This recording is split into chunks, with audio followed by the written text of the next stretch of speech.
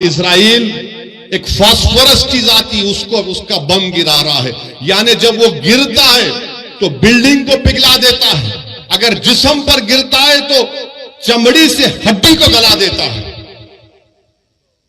यह जुल्म गाजा के लोगों पर किया जा रहा है और अमेरिका, बरतानिया, ये यूरोप, ये फ्रांस जो बड़ी बड़ी बातें करते हैं आज गूंगे बनकर बैठे कि मासूम लोगों को, अरे 80 साल से लड़ रहे हैं अपनी फलस्तीन और मस्जिद अक्सा और बैतुल मुकद्दस के लिए। मेरे अजीज दोस्तों और बुजुर्गों, ये बात कहना जरूरी था, इसलिए जरूरी है कि अगर गाजा का नाम आए, फलस्तीन का नाम आए, मस्जिद अक्सा का नाम आए, बैतुल मुकद्दस का नाम आए और तुम्हारे और हमारे दिलों में हरारत ईमानी पैदा नहीं हुए तो फिर तुम इंसान कहलाने के लायक नहीं हो। अगर हम इनकी मदद नहीं कर सकते, हम दूर हैं, मगर जज्बात से कर सकते हैं और करना चाहिए। अगर जज्बात भी नहीं है तो मुस्लिम शरीफ की हदीस है कि आका ने फरमाया कि तुम मुनाफिक हो। अल्लाह के रसूल सल्लल्लाहु अलैहि वसल्लम ने फरमाया कि तुम मुनाफिक हो। वो अंबियाओं की बैशत की सरजमीन है। हजरत दाऊद अलैहिस्सलाम, सुलेमान और ईसा अलैहिस्सलाम की बैशत की सरजमीन है। हजरत इब्राहिम अलैहिस्सलाम की खबर, हजरत मूसा अलैहिस्सलाम की खबर वहां पर है। मेरे अजीज दोस्तों और बुजुर्गों, काबतुल्लाह को तूफान नूह के बाद अल्लाह के हुक्म पर हजरत इब्राहिम अलैहिस्सलाम ने काबतुल्लाह को बनाया और 40 साल के बाद अल्लाह के हुक्म के बाद मस्जिद अक्सा को हजरत सुलेमान अलैहिस्सलाम ने बनाया। और दुनिया को हम बताना पड़ेगा कि हमारा रिश्ता फलस्तीन से, गाजा से, मस्जिद अक्सा से, बैतुल मुकद्दस से क्या है। जब तक कुरान में वो आयात है कि असरा में अब नहीं, जब तक कुरान में ये सूरा रहेगा, सुबह क़यामत तक हमारा रिश्ता फलस्तीन और गाजा से रहेगा। मेरे अजीज दोस्तों और बुजुर्गों, आपने हदीस शरीफ सुनी कि रसूल अल्लाह सल्लल्लाहु अलैहि वसल्लम से एक सहाबी रसूल ने पूछा, या रसूल अल्लाह सल्लल्लाहु अलैहि वसल्लम, क्या हशर के मैदान में हम आपको पाएंगे? अल्लाह के रसूल सल्लल्लाहु अलैहि वसल्लम ने फरमाया कि हाँ, तुम मुझे हशर के मैदान में पाओगे। कहां होगा हशर का मैदान? इसी सरजमीन पर हशर का मैदान होगा, इसी फलस्तीन पर हशर का मैदान होगा। फिर आका से पूछा गया सल्लल्लाहु अलैहि वसल्लम से कि दूसरी जगह कहां पर हम आपको पाएंगे? रसूल अल्लाह सल्लल्लाहु अलैहि वसल्लम ने फरमाया कि मैं आबे कौसर पर रहूंगा, मेरी उम्मत प्यासी होगी, मैं मेरी उम्मत की प्यास को बुझाऊंगा। कहां होगा हौज़े कौसर? इसी फलस्तीन से लेकर मदीने तक हदीस में आया। उलमा किराम बैठे हैं, पूछ लो आप। मेरे अजीज दोस्तों और बुजुर्गों, ये वो मुबारक सरजमीन है कि कुरान में लफ्ज बारक ना 5 मरतबा आया तो अल-कुद्स है वो। चाहे सूरह असरा हो, सूरे जितने भी 4-5 सूरों में जिक्र आया, 5 जगह पर लफ्ज बारकना का मतलब खुद। अल्लाह के रसूल सल्लल्लाहु अलैहि वसल्लम ने फरमाया कि बड़ी खूब जगह है, ये बड़ी खूब जगह है। तो सहाबा ने पूछा रसूलुल्लाह सल्लल्लाहु अलैहि वसल्लम क्यों? तो रसूलुल्लाह सल्लल्लाहु अलैहि वसल्लम फरमाया कि यहां पर फरिश्ते अपने पर बिछा कर बैठते हैं, यहां पर फरिश्ते अपने पर बिछा कर बैठते हैं। रसूलुल्लाह सल्लल्लाहु अलैहि वसल्लम ने फरमाया कि मीजान लगेगा, यह हिसाब किताब की जगह है। मेरे अजीज दोस्तों और बुजुर्गों, इमाम अहमद ने यह हदीस शरीफ लिखी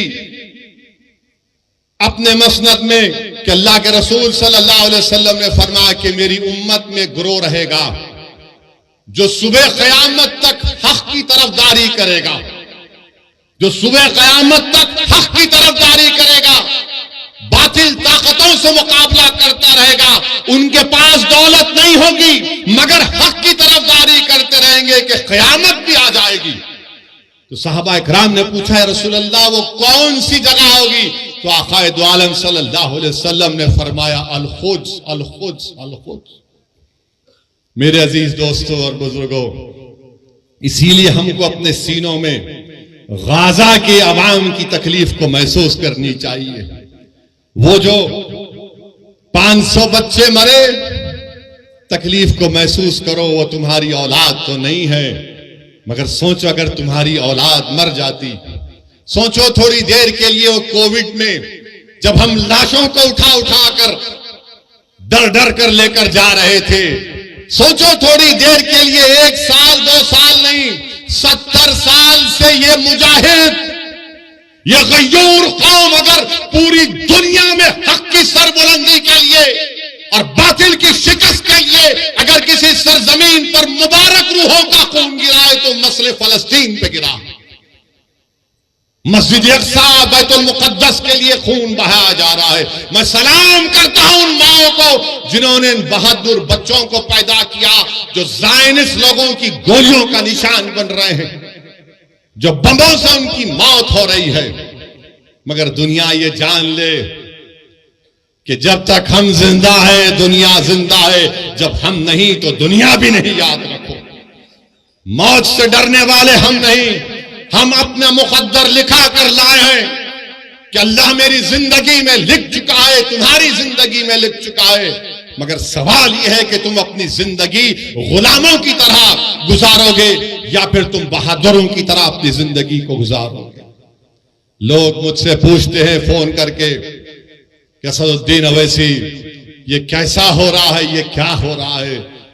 लोग तकलीफ महसूस करते हैं और लोग पूछते हैं कि कहां है सलाहुद्दीन अय्यूबी, कहां है वो सलाहुद्दीन अय्यूबी। अरे तुम अपनी औलाद की क्या तरबियत कर रहे हो? कहां से सलाहुद्दीन पैदा होगा जब बाप अपनी औलाद के सामने अपनी मां की बेइज्जती करेगा?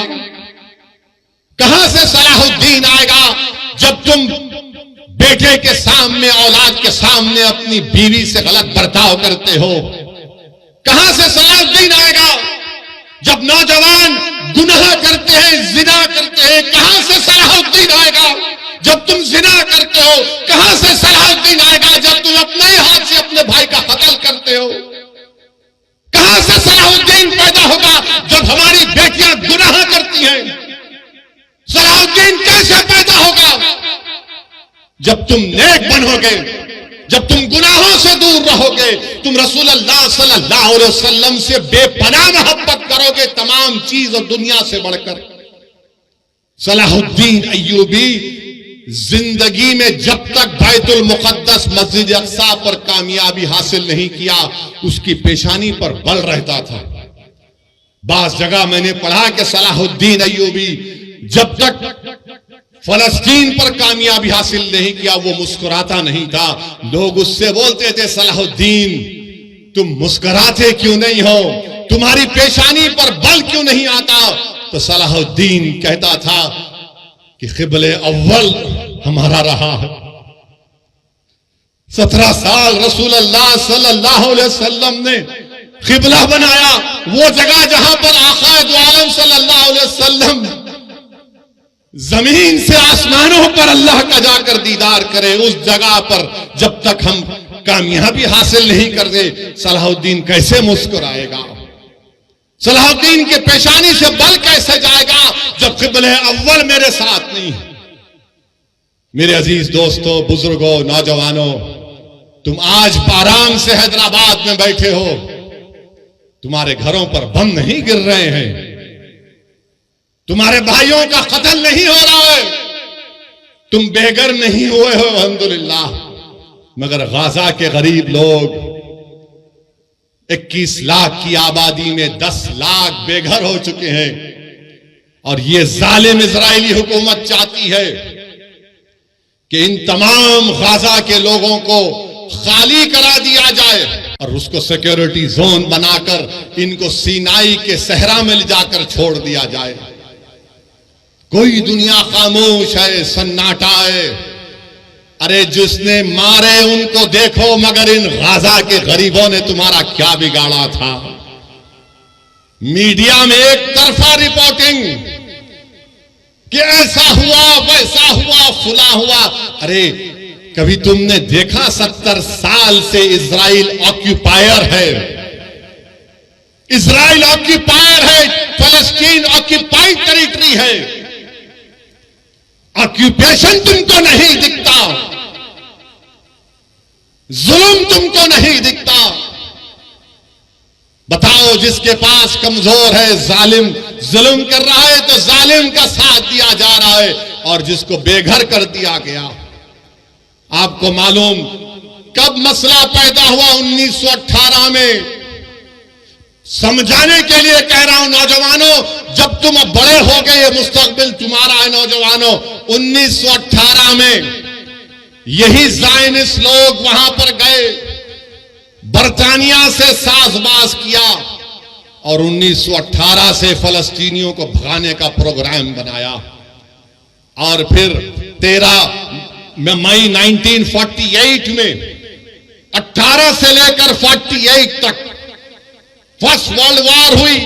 उसके बाद से तरीके से, साजिशों से फलस्तीनियों को मारा गया, भगाया गया। और उसके बाद क्या हुआ? 20-25 साल के अरसे में, जिसको फलस्तीन की तारीख में नखबा कहते हैं, कितने लोग बेघर हो गए? 1.5 करोड़ फलस्तीनियों को भगा दिया गया। और फिर 67 की जंग हुई तो हमने मस्जिद अक्सा को खो दिया, उस मुबारक जगह को खो दिया जहां पे आकाए दो आलम सल्लल्लाहु अलैहि वसल्लम तमाम रसूलों और नबियों की नमाज इमामत की थी। और उस वक्त से वो फलस्तीनी लड़ रहे हैं। फलस्तीन का मसला सिर्फ अरबों का मसला नहीं, फलस्तीन का मसला सिर्फ मुसलमानों का मसला नहीं, फलस्तीन का मसला हर उस इंसान का मसला है जो इंसाफ चाहता है, जो इंसाफ चाहता है। और जो पूछते हैं कि सलाहुद्दीन कहां आएगा, अरे सलाहुद्दीन को आने के लिए तुमको नेक बनना पड़ेगा।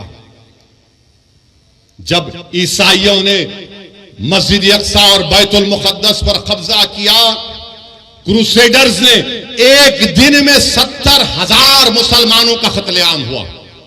उनके घोड़े गिर जाते थे, इतना खून था। मगर जब सलाहुद्दीन अय्यूबी ने फलस्तीन बैतुल मुक़द्दस पर कामयाबी हासिल की और तमाम ईसाई लोग जमा हुए, बोले कि सलाहुद्दीन अब तुम हमसे क्या करोगे? तो सलाहुद्दीन अय्यूबी ने कहा कि मैं वो नहीं करूंगा जो तुमने किया था। मैं रसूल अल्लाह सल्लल्लाहु अलैहि वसल्लम के गुलामों का गुलाम हूं, तुमको मैं माफी देता हूं, जाओ, तुम्हारी जान को भी कोई हाथ नहीं लगाएगा। यही सलाहुद्दीन अय्यूबी के पास एक कबीला था जो दीन इस्लाम को कबूल नहीं करता था। सलाहुद्दीन अय्यूबी ने जोर जबरदस्ती नहीं की। एक कबीले की एक औरत आई सलाहुद्दीन अय्यूबी के पास और आकर कहा कि सुल्तान, मेरे 4 बच्चे गायब हैं, मेरे बच्चों को वापस लेकर आओ। Salahuddin Ayyubi Fatih फलस्तीन, Fatih Betul मुक़द्दस उठता है, अपने जिस्म पर जर्रा पहनता है, तलवार उठाता है। वो औरत खातून कहती है, कहां जा रहे सुल्तान? तो कहा, तेरे बच्चों को तलाश करने जा रहा हूं।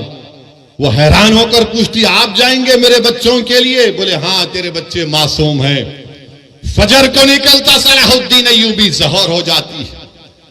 जहर से असर के करीब जब सलाहुद्दीन अय्यूबी इन बच्चों को देखता है, बच्चे डरे हुए हैं, सहमे हुए हैं, उनको गोद में उठाकर अपनी मां के पास जब लेकर आता है तो बच्चे, उसमें से जो बड़ा उम्र का बच्चा था 13-14 साल का, वो फर्त मसरत में अपनी मां की तरफ दौड़ता है कि अम्मा अम्मा।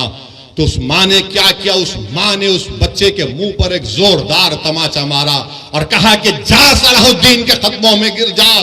ये वो नबी मोहम्मद सल्लल्लाहु अलैहि वसल्लम का गुलाम है, अगर ये ऐसा है तो उसका रसूल कैसा रहमत वाला होगा।